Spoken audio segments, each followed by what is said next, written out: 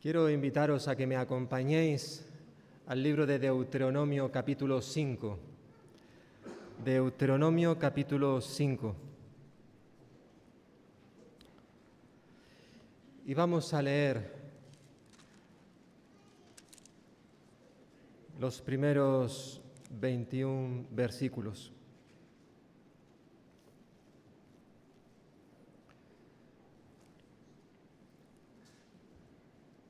Dice así la palabra del Señor. Deuteronomio capítulo 5, versículo 1.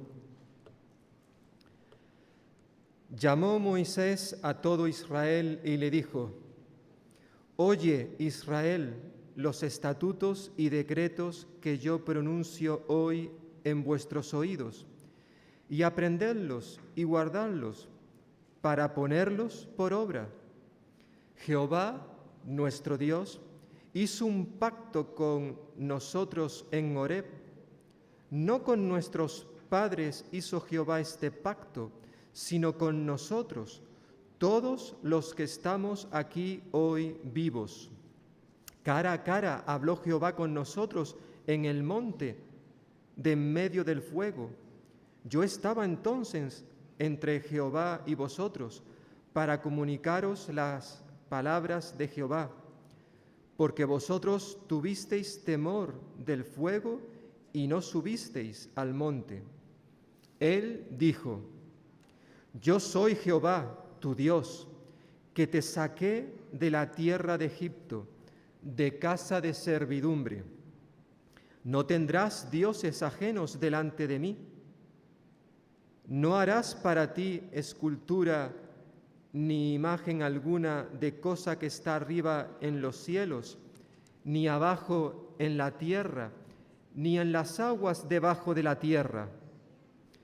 No te inclinarás a ellas, ni las servirás, porque yo soy Jehová tu Dios, fuerte, celoso, que visito la maldad de los padres sobre los hijos hasta la tercera y la cuarta generación de los que me aborrecen, y hago misericordia a millares, a los que me aman y guardan mis mandamientos.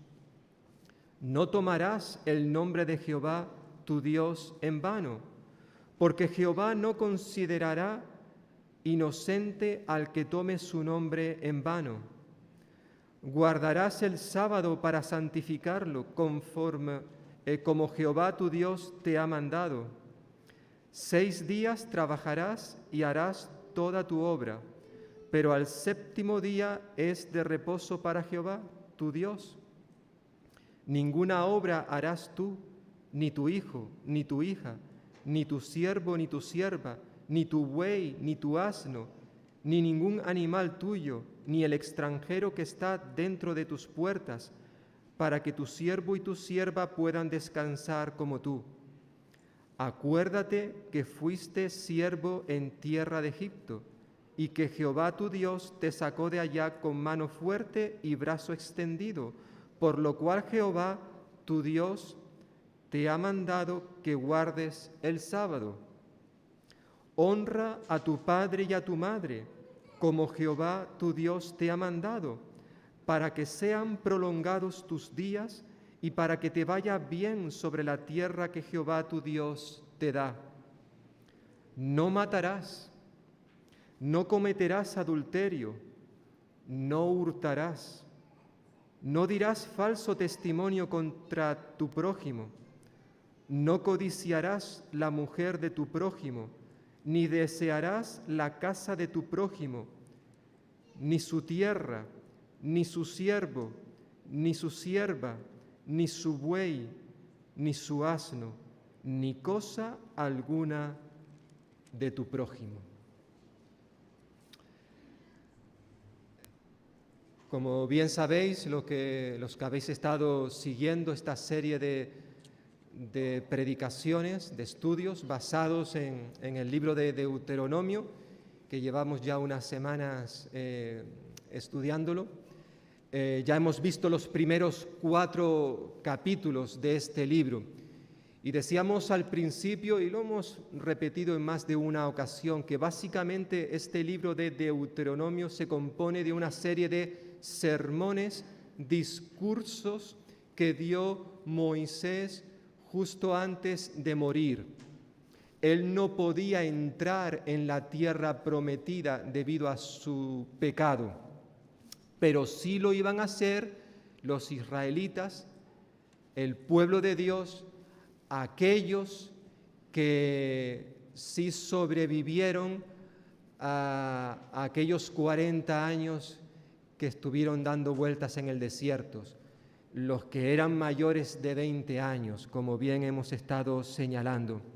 Y recordaréis que la semana pasada decíamos que básicamente el capítulo 4 era la conclusión al primer sermón.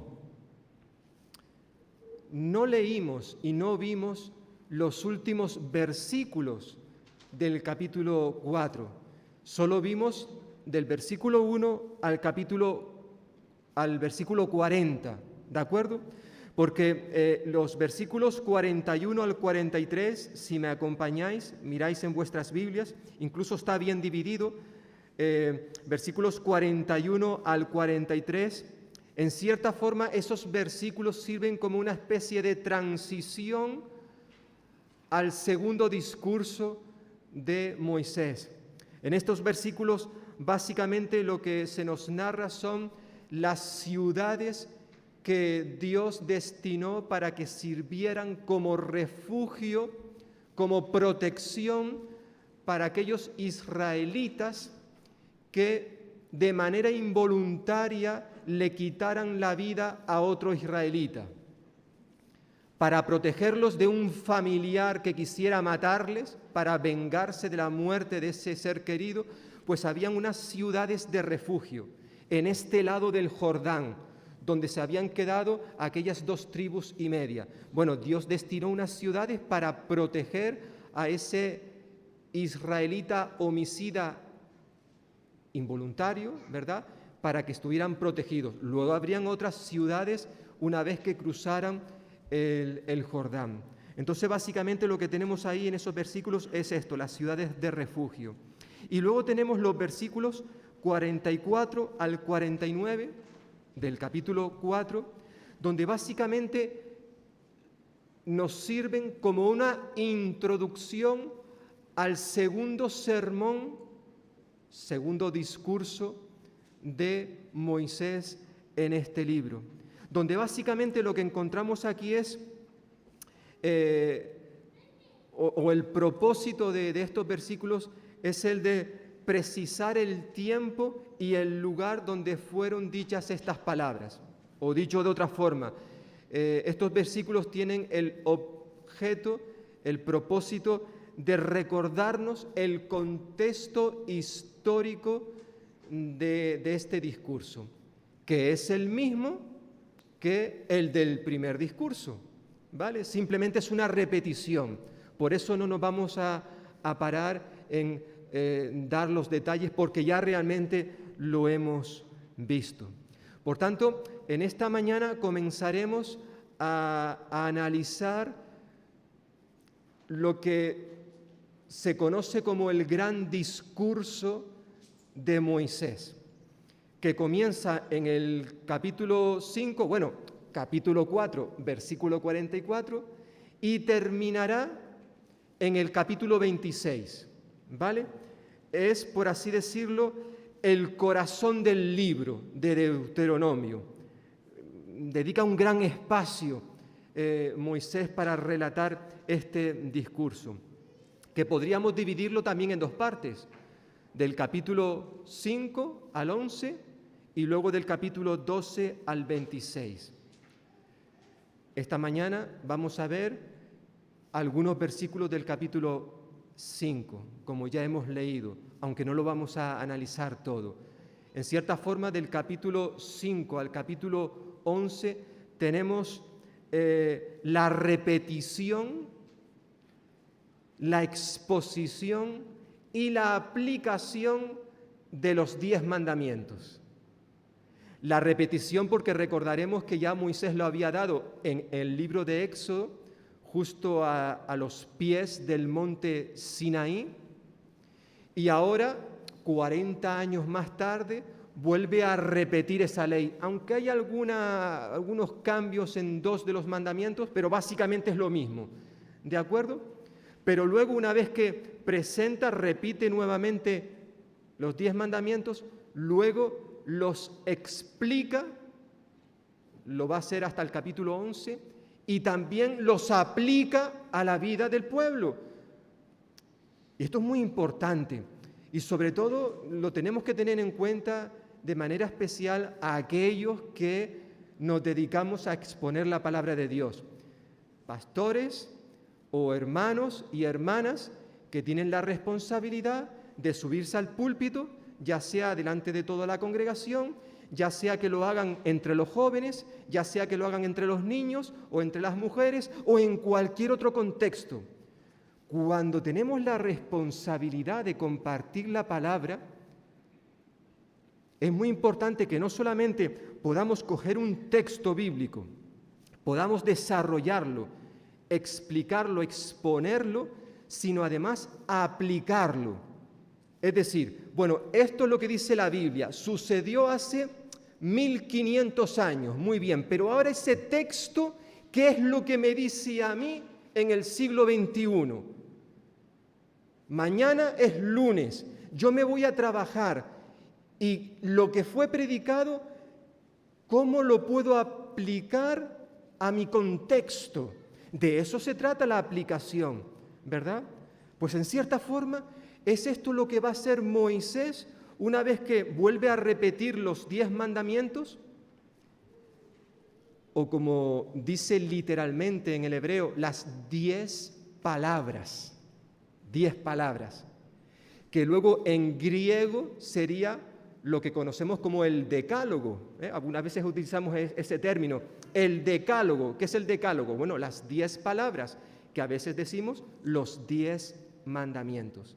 Él los expone nuevamente en los versículos que acabamos de leer, pero luego empieza a desarrollarlos y a aplicarlos al pueblo de Israel.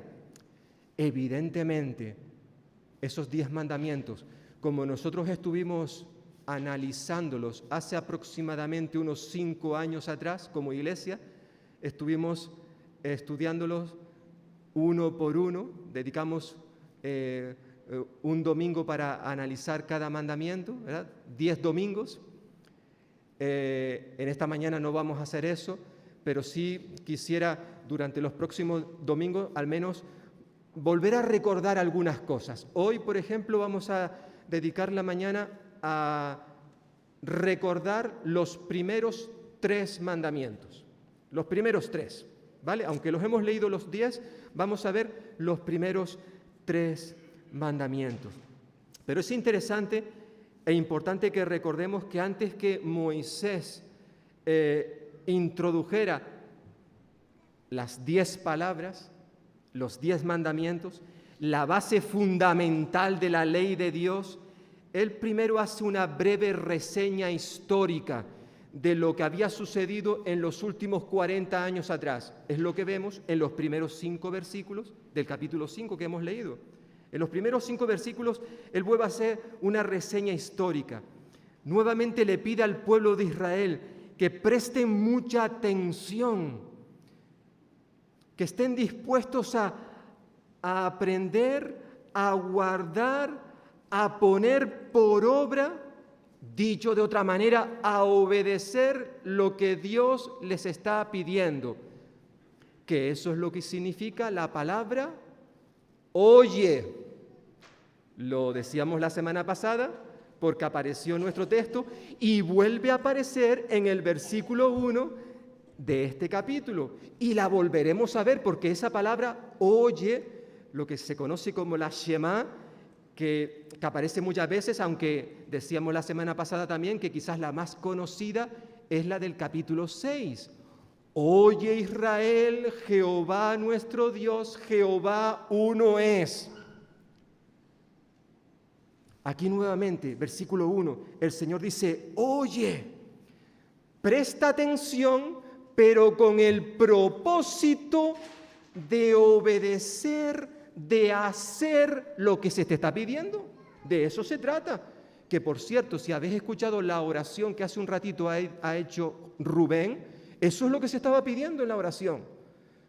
Que no simplemente escuchemos la palabra de Dios, sino que también la obedezcamos, la apliquemos a nuestra vida. Que una vez que salgamos por esas puertas, nuestra decisión sea: Señor, lo que yo he escuchado en esta mañana quiero hacerlo en mi vida. Yo quiero ser obediente a tu palabra. Yo he escuchado, tú me has dicho, oye, escucha. Pero quiero ahora, Señor, precisamente hacer esto que tú me estás pidiendo. Esto es lo que Dios estaba demandando de su pueblo.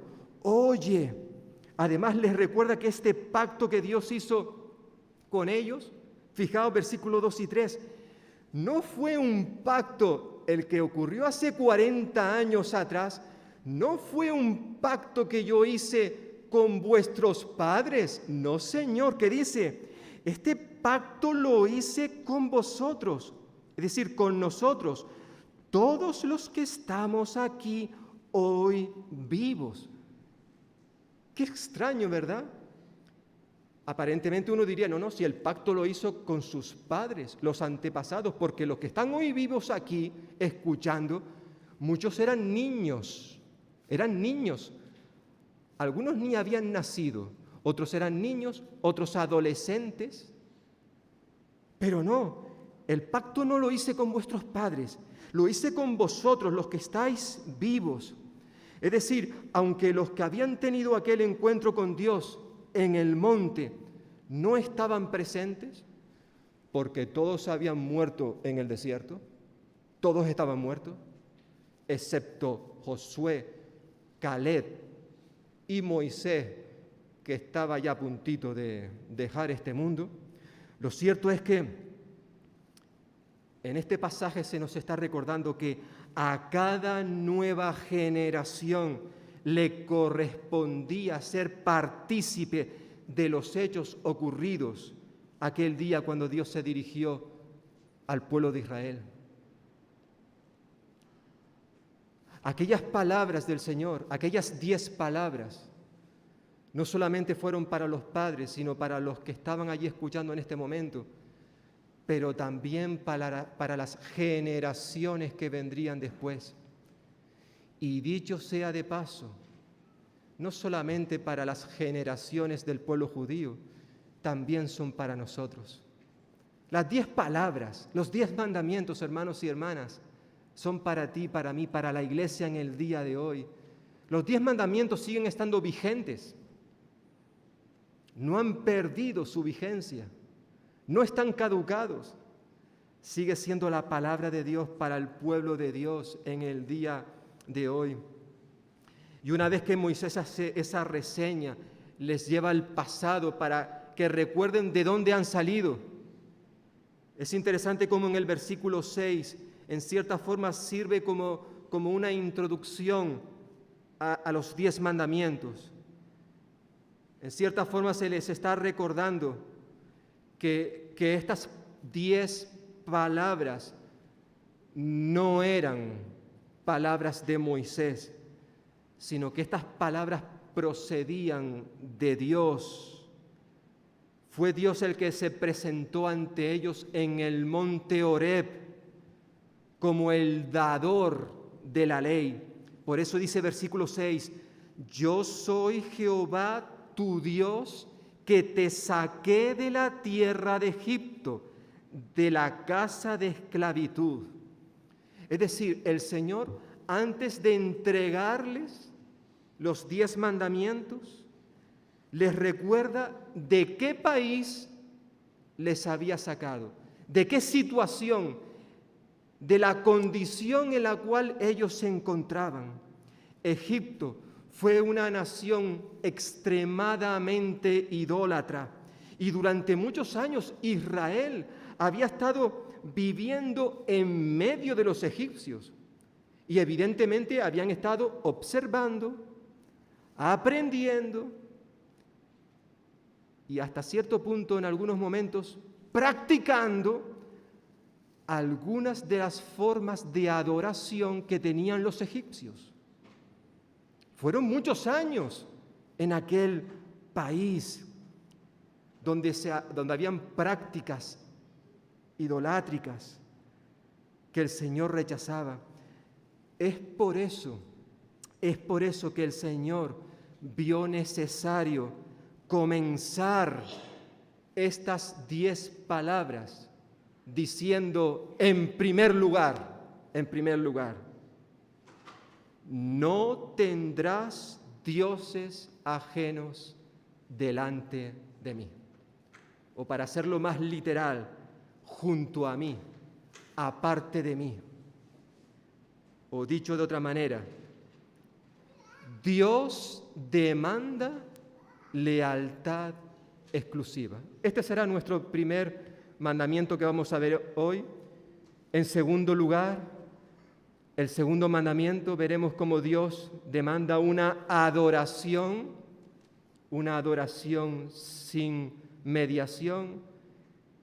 Y el tercer mandamiento, veremos cómo Dios desea que su nombre sea honrado. En primer lugar, versículo 7, tenemos el primer mandamiento. En cierta manera, como algunos han señalado, este primer mandamiento es la base, el fundamento para el resto de los demás mandamientos. Cuando uno establece una relación única con Dios, ¿qué es lo que nos está diciendo el primer mandamiento? El resto también se cumple. Si cumplimos el primero, los demás también los estaremos cumpliendo.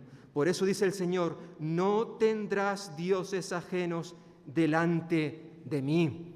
Esta palabra era sumamente necesaria, ya que Israel, como hemos dicho, no solamente había estado en contacto durante muchos años con los dioses de los egipcios, sino también iba ahora a entrar, recordemos, está en las llanuras de Moab, está a un tiro de piedra de la tierra prometida.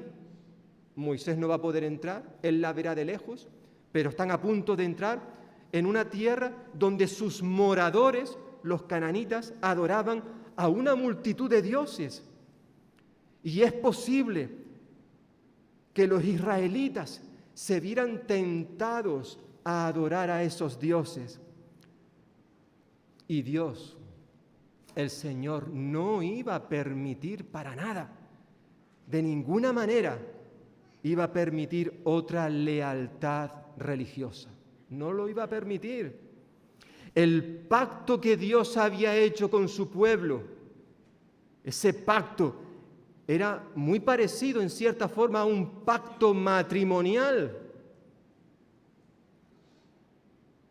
Y sabéis que en un pacto matrimonial, una de las cosas principales de ese pacto es la fidelidad absoluta.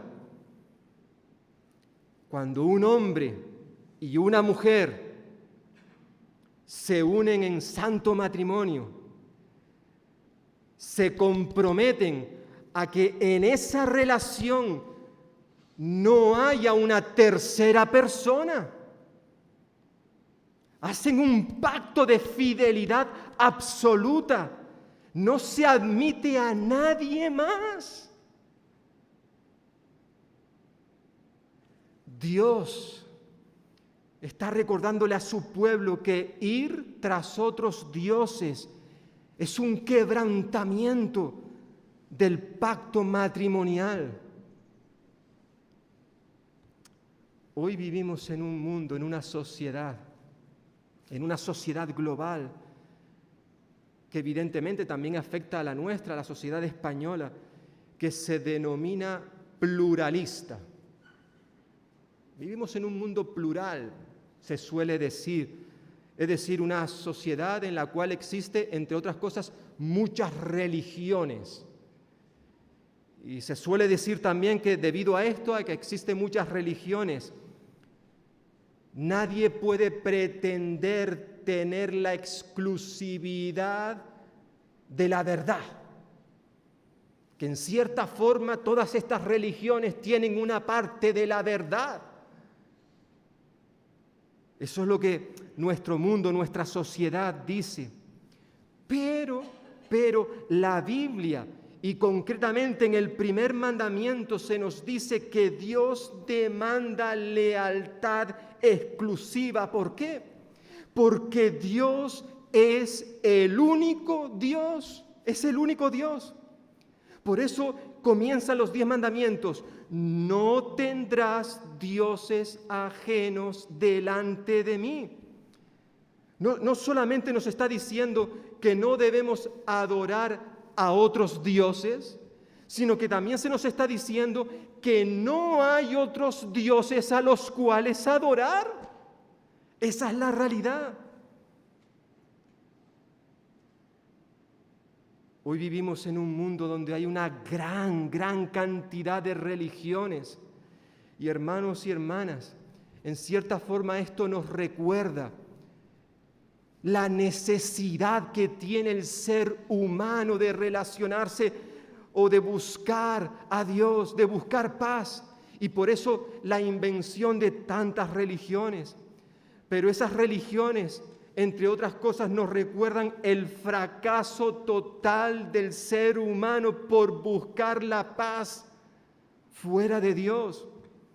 Es por eso precisamente por lo que Dios empezó las 10 palabras, los 10 mandamientos, por donde lo hizo. Con precisamente, no tendrás dioses ajenos delante de mí. No tendrás.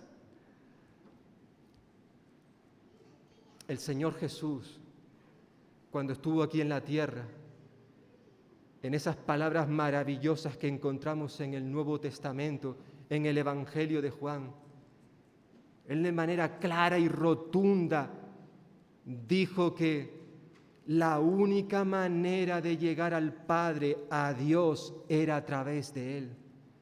Por eso manifestó: yo soy el camino.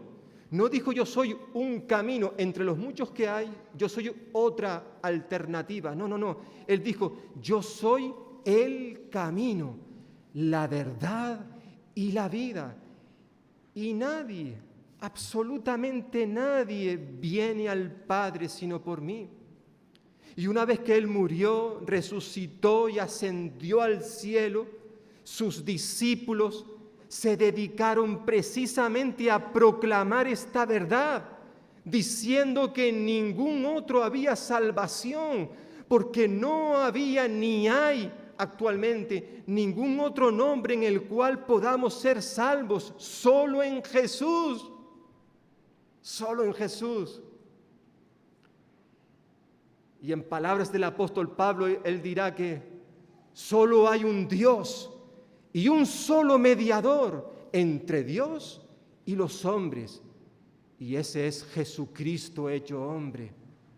Una y otra vez la Escritura nos recuerda que la única manera de poder llegar a Dios es a través de Jesucristo, que solo hay un Dios al cual podemos adorar. Israel, el pueblo israelita, iba a entrar en una tierra donde iba a haber una gran oferta de dioses, como en nuestro mundo también hoy lo hay, una gran oferta donde tú puedes elegir, pero Dios le dice a su pueblo: mira, recordad una cosita antes de entrar en este pueblo, solo hay un Dios, y soy yo. Por tanto, no vais a tener otros dioses a los cuales adorar, solamente a mí me tenéis que adorar. No tendréis dioses ajenos aparte de mí. Solo yo estoy para recibir adoración. Tenéis que saberlo antes de entrar en esta tierra. Cuidadito, porque si no me hacéis caso, vais a sufrir las consecuencias. Evidentemente Israel no atendió a este llamado, como estuvimos recordando la semana pasada. Dios demanda lealtad exclusiva. Exclusiva. Yo sé que en nuestro mundo esto no encaja. Hoy el mundo nuestro dice, no. Hay otras alternativas. Pero Dios dice, no, solo estoy yo. Tenemos que decidir.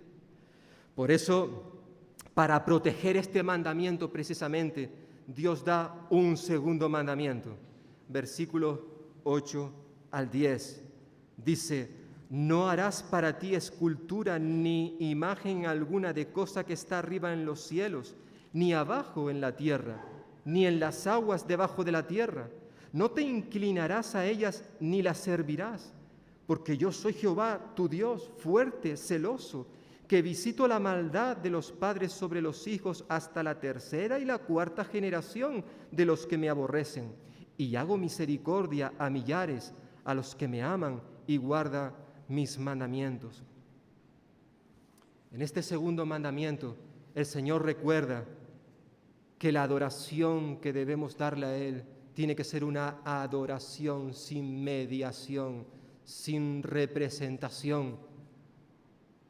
Tanto la nación egipcia, de donde han salido los israelitas 40 años atrás, como las naciones que poblaban la tierra de Canaán, tenían una gran cantidad de imágenes que representaban a una gran variedad de dioses que ellos tenían.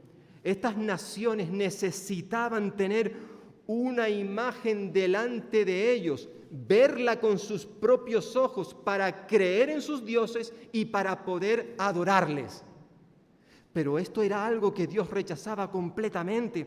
Por eso Dios ordenó a su pueblo que no debían fabricar ninguna imagen que le representara a Él. Por eso este segundo mandamiento, no harás para ti escultura ni imagen. No. Como ya vimos la semana pasada en el capítulo 4, de manera especial en los versículos 15 al 24, allí tenemos una hermosa exposición y aplicación de este segundo mandamiento. Como recordaréis, allí Moisés advirtió al pueblo de Israel que cuando ellos estuvieron en el monte Horeb, realmente ellos no vieron a Dios, no vieron a nadie, solo escucharon la voz de Dios, pero no vieron a nadie. Por eso, la prohibición de hacer esculturas, imágenes, e incluso de adorar al sol, las estrellas, la luna. Esta prohibición, decíamos, era necesaria porque Israel iba a entrar en una tierra donde los ídolos se iban a convertir en una trampa continua. La adoración a los ídolos, como la adoración a los astros, a las estrellas, provocaría la ira de Dios y les llevaría al exilio. Por eso este mandamiento era tan necesario: no te harás escultura, no te harás imágenes. La idolatría era un pecado y sigue siendo un pecado que provoca trágicas consecuencias, no solamente en aquellos que lo practican, sino incluso, recuerda el Señor ahora a Israel, en las generaciones futuras. Aunque no seamos conscientes de esto, a veces lo olvidamos, que nuestro pecado no solamente tiene consecuencias para nuestra propia vida. Cuando yo peco, cuando yo hago algo que está mal, que al Señor le desagrada, ese pecado no solamente me afecta a mí, sino afecta también a otras personas. Y dependiendo de qué pecado sea, ese pecado puede traer trágicas consecuencias también a mi esposa, a mis hijos, al resto de la familia, a la iglesia. Por eso habla aquí de las consecuencias de la idolatría. El Señor va a visitar la maldad de los padres sobre los hijos hasta la tercera y la cuarta generación de los que me aborrecen. Obviamente el Señor está recordando, y lo va a hacer de una manera maravillosa, allí en el capítulo 18 de Ezequiel, recordándonos que el alma que peque esa morirá. Es decir, los hijos no tienen por qué cargar con las consecuencias de los pecados de sus padres. Aunque eso es cierto, también es cierto, como hemos señalado, que hay ciertos pecados que cuando nosotros los cometemos afectan también a otras personas. Y en la Biblia tenemos ejemplos de personas que debido a sus pecados, toda su familia luego también perdieron la vida.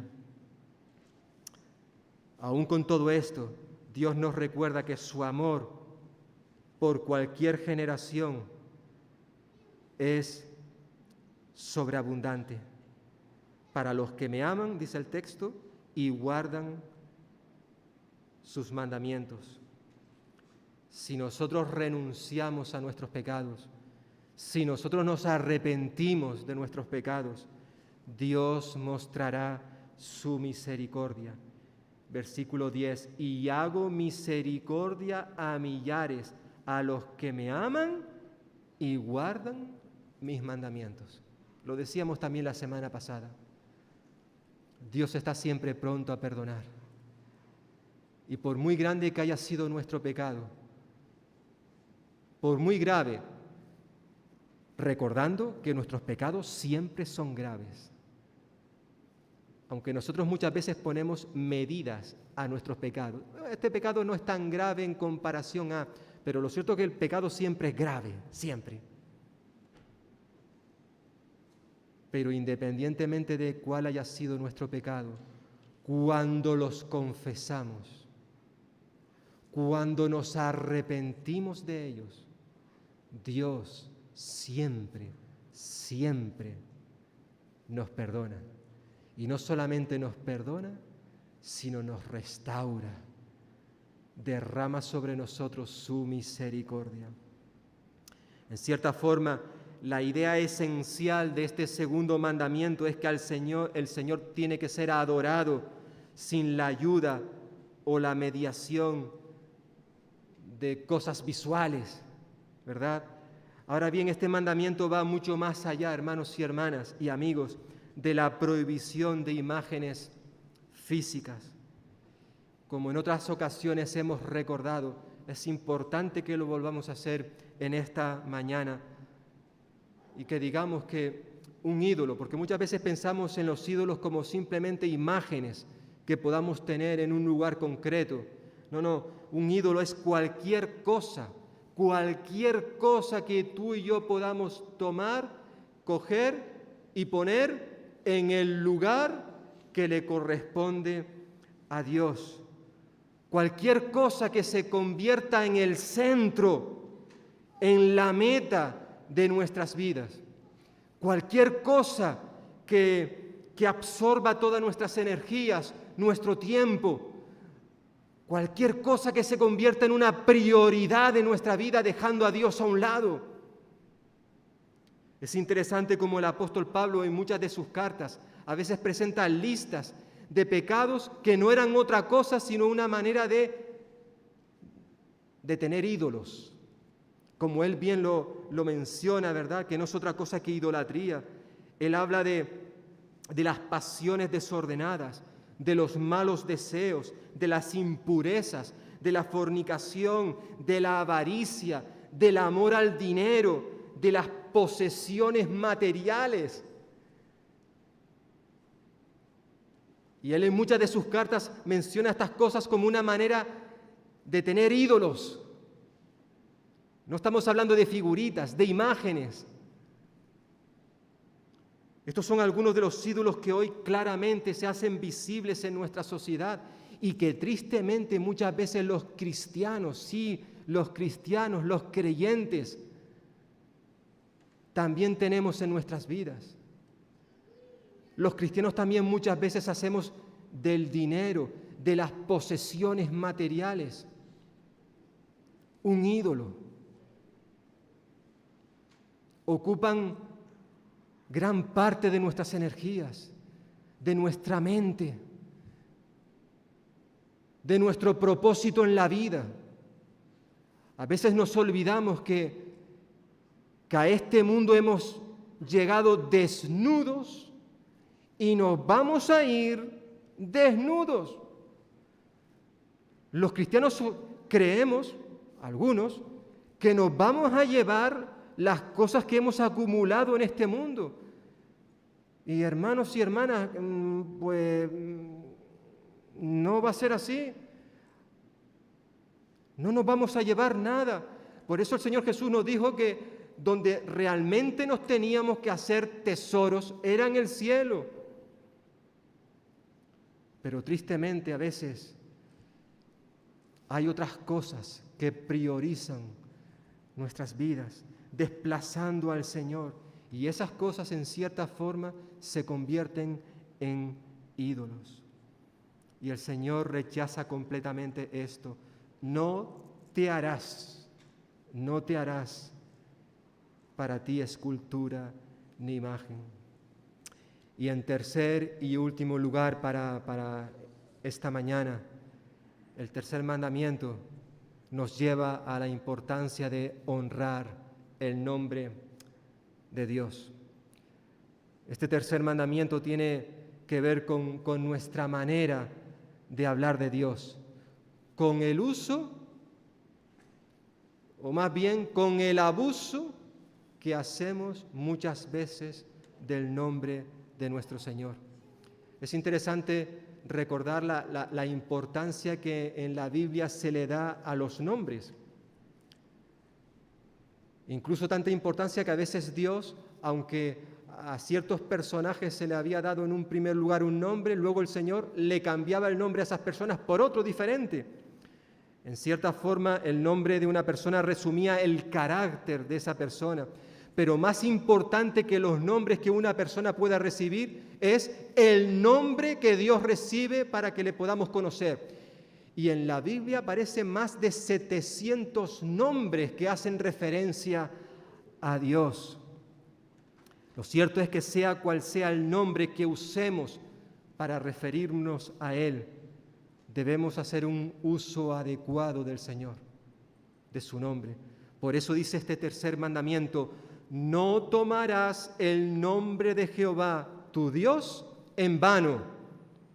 O como dice otra versión, no hagas mal uso del nombre del Señor, tu Dios. Ya en el versículo 6 que hemos visto, el Señor se identificó a su pueblo con el nombre Jehová. Jehová. Yo soy Jehová, tu Dios. Es una expresión que nos recuerda a aquel primer encuentro que tuvo Moisés con el Señor en el monte Horeb. Cuando Moisés vio una zarza que estaba ardiendo y no se consumía, se acercó y allí tuvo un encuentro con el Señor, una conversación. Y Dios le dio una misión a Moisés para que éste fuera a liderar a su pueblo y lo sacara de Egipto. Y Moisés le dijo al Señor: bueno, Señor, ¿y si yo me presento delante de tu pueblo y ellos me preguntaran cuál es el nombre del que te envía? ¿Qué responderé? Y el Señor le dijo: yo soy el que soy. Yo soy el que soy. Y en el idioma hebreo, en el Antiguo Testamento, yo soy es una sola palabra que en muchas versiones de la Biblia se traduce como Jehová. Jehová. En otras versiones se traduce como Yahvé, ¿verdad? Era el nombre especial que solo los judíos utilizaban para describir a Dios. De hecho, esta palabra la consideraban tan sagrada que los judíos se negaban a mencionarla en voz alta cuando estaban leyendo la ley de Dios. Quizás podemos decir que se iban a un extremo, pero esto nos habla de la seriedad que ellos le daban a la hora de mencionar el nombre del Señor. No tomarás el nombre de Jehová tu Dios en vano, es decir, de manera vacía, indigna, frívolamente. Y yo me pregunto en esta mañana, hermanos, hermanas, ¿de qué manera podemos tú y yo tomar el nombre del Señor en vano? De manera vacía, de manera frívola. de tal manera que a Dios le desagrada. Yo diría al menos de 3 maneras. De 3 maneras podemos hacer esto. En primer lugar, podemos tomar el nombre de Dios en vano cuando tomamos o cuando lo utilizamos de manera irreflexiva. No reflexionamos antes de usar su nombre. Esos momentos cuando quizás expresamos nuestro enfado, nuestro dolor, expresiones comunes que a veces tenemos las personas, la gente del mundo, pero también los creyentes, que nos salen de manera espontánea. Dios mío, ¿tú te has fijado en lo que has hecho? Pero hijo mío, por el amor de Dios, estate quieto.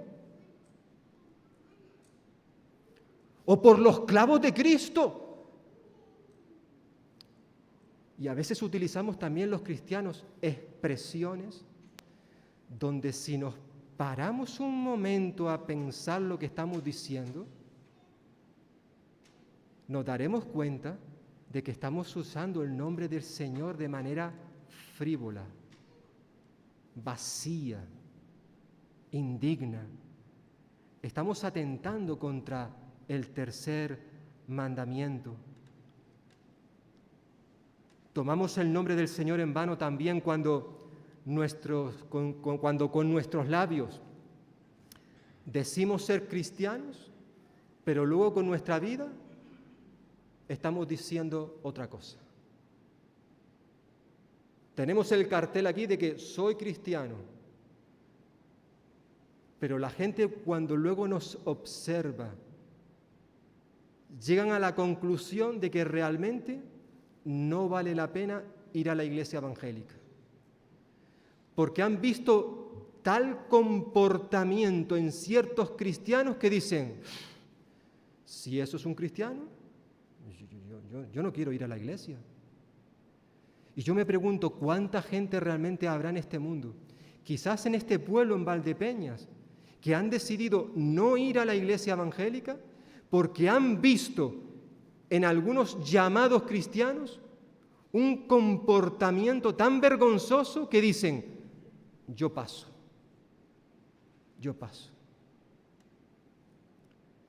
Y esas personas incluso llegan a blasfemar, a hablar mal del Señor precisamente por causa de ese comportamiento de cristianos. Y lo que estamos haciendo nosotros realmente es hablar mal, o en este caso, tomar el nombre del Señor en vano, sí, nosotros. El apóstol Pablo, cuando escribía su carta a Tito, él decía cuál tenía que ser el comportamiento de la gente mayor en la iglesia, los ancianos y las ancianas. Y con los ancianos no estaba refiriéndose a los líderes de la iglesia, no, a la gente mayor. Habla también de los jóvenes, ¿verdad? Pero él les habla de cuál debía ser su comportamiento. ¿Para qué? Para que la palabra de Dios no sea blasfemada. Porque dependiendo de cómo sea nuestro comportamiento, la gente va a hablar de una manera o de otra. Y lo cierto es que nosotros tomamos el nombre de Dios en vano, cuando con nuestros labios decimos una cosa, pero nuestras vidas luego dicen otra cosa.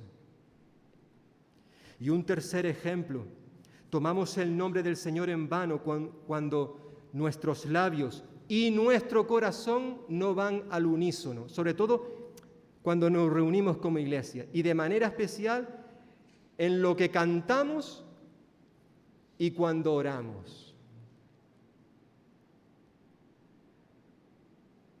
Porque honestamente, hermanos y hermanas, tenemos que reconocer que si prestáramos atención a la gran mayoría de las letras de los cánticos que solemos entonar en nuestras iglesias, muchas de ellas le estamos diciendo al Señor que queremos comprometernos con Él, queremos ofrecerle nuestra vida como un sacrificio vivo, queremos darle lo mejor que tenemos, queremos ser personas completamente diferentes. hacemos una serie de promesas a través de los cánticos, pero realmente en nuestro corazón no hay la más mínima intención en hacer lo que estamos cantando. O sea, yo no tengo el propósito de, una vez que salga de este edificio, hacer lo que he cantado hace un momento. Para nada, eso era una canción que me gusta, tiene una música muy bonita, pero bueno, se queda en eso, en una canción simplemente. Pero ese no es el propósito por el cual nosotros le cantamos al Señor. No son cánticos como los que canta el mundo, de un cantante famoso, que la podemos aprender de memoria y luego la soltamos en cualquier momento. No, estamos adorando al Señor. Le estamos diciendo al Señor lo que hay en nuestro corazón. Nos estamos comprometiendo con Él. Y si yo le digo algo a través de un cántico y no tengo el propósito de hacer lo que le estoy diciendo a través de la canción, yo estoy tomando el nombre del Señor en vano, de manera frívola, de manera indigna. Y hay unas consecuencias según este mandamiento. Y esto también se puede trasladar a muchas de nuestras oraciones. Oraciones que hacemos en el nombre de Jesús. Un nombre que muchas veces en nuestras oraciones se repite. Y no somos conscientes. Y tenemos que también examinar, hermanos y hermanas, tú y yo, nuestras oraciones, a ver si en ellas no estamos levantando el nombre del Señor en vano, de manera vacía, hueca.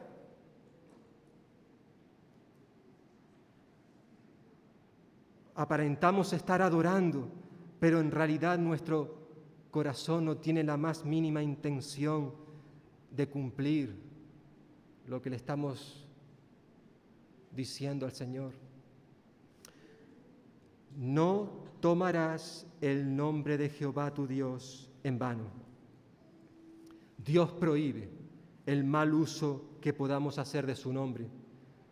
¿Qué pasa? ¿Que no podemos nombrarle? Por supuesto que sí. Podemos usar su nombre, pero de forma reflexiva, reverente, respetuosa, de tal manera que su nombre pueda ser glorificado en todas nuestras palabras y acciones. Hacerlo supone llenar de significado su nombre, ese nombre que es glorioso, incomparable, ese nombre que, como decía el apóstol Pablo en su carta a los Filipenses, es un nombre que es sobre todo nombre. Para eso fue exaltado, decía Pablo. Por eso Dios también lo exaltó sobre todas las cosas y le dio un nombre que es sobre todo nombre. ¿Para qué?